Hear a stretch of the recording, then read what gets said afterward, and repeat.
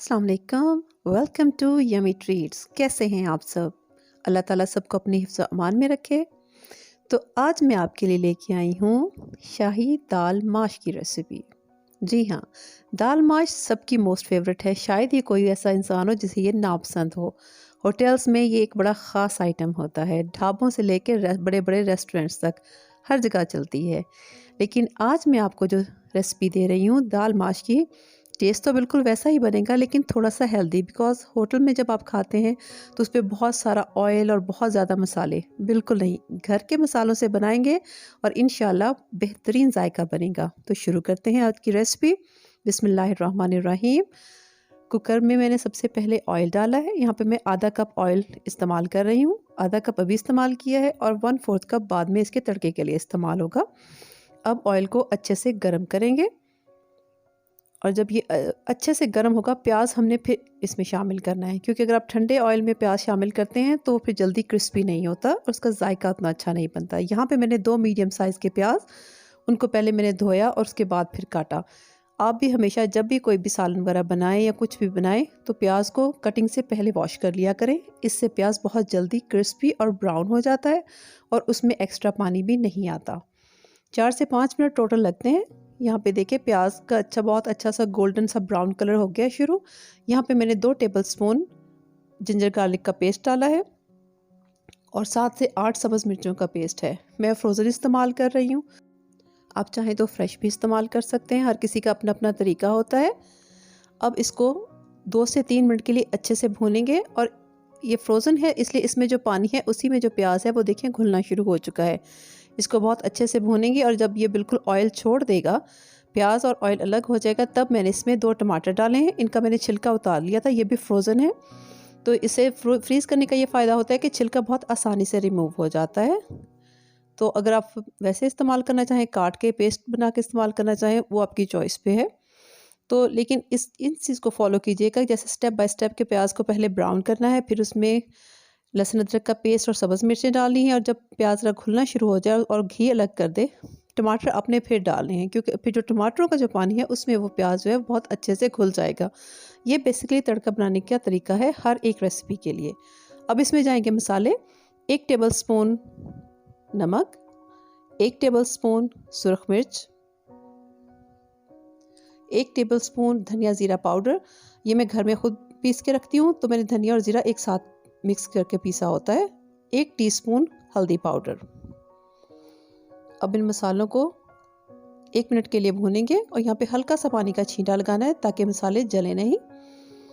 और फिर मैंने इसमें डाल दिया 300 ग्राम बॉयल किया हुआ चिकन, उसको बारीक शेड कर लिया है। इसमें मैंने चिकन में कोई नमक वगैरह कुछ ऐड नहीं किया था, सिंपली इसको पानी में बॉयल किया है और पानी को इसके अंदर, इसकी जो यखनी है इसके अंदर ही खुश्क कर लिया है और फिर उसको रेशे उसके कर लिए हैं, शेड कर लिया है।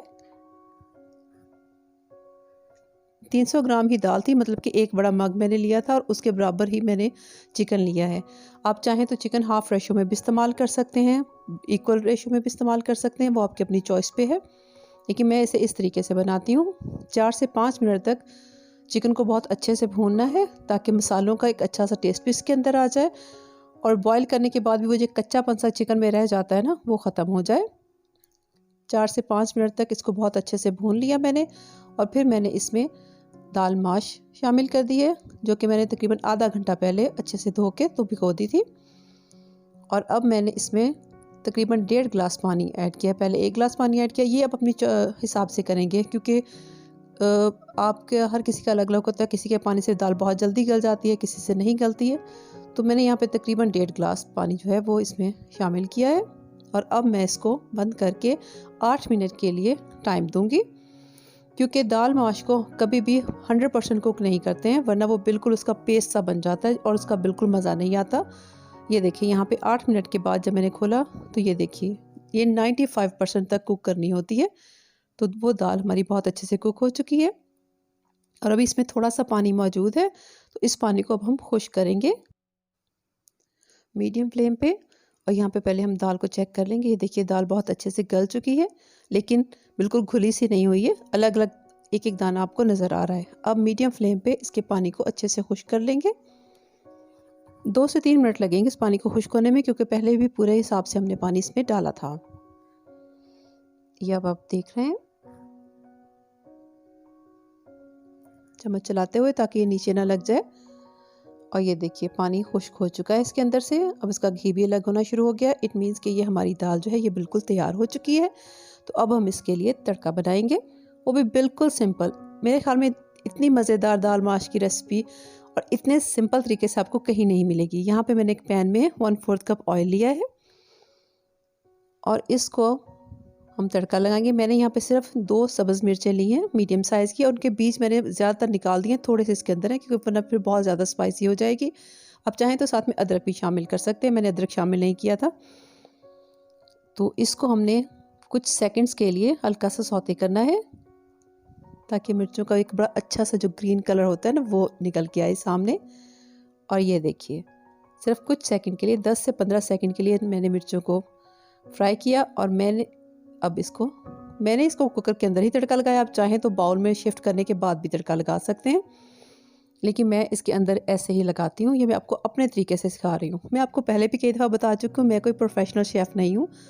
मैं बस जो बनाती हूँ वही आपके साथ अपनी रेसिपीज़ शेयर करती हूँ। यहाँ पे 1 टीस्पून गरम मसाला इसमें डाल दिया, और सब्ज़ कटा हुआ धनिया बहुत सारा, क्योंकि मुझे बहुत पसंद है ये खाने में। एंड पे बिल्कुल इसकी एक अपनी ही खुशबू होती है और खाने का कलर भी बहुत अच्छा हो जाता है। मैं आपके साथ अपनी रेसिपीज़ शेयर करती हूँ कि मैं खाना किस तरीके से बनाती हूँ। अगर आपको अच्छी लगे तो आप भी इसको ज़रूर ट्राई कीजिए। और अब हम इसको डिश में निकालेंगे।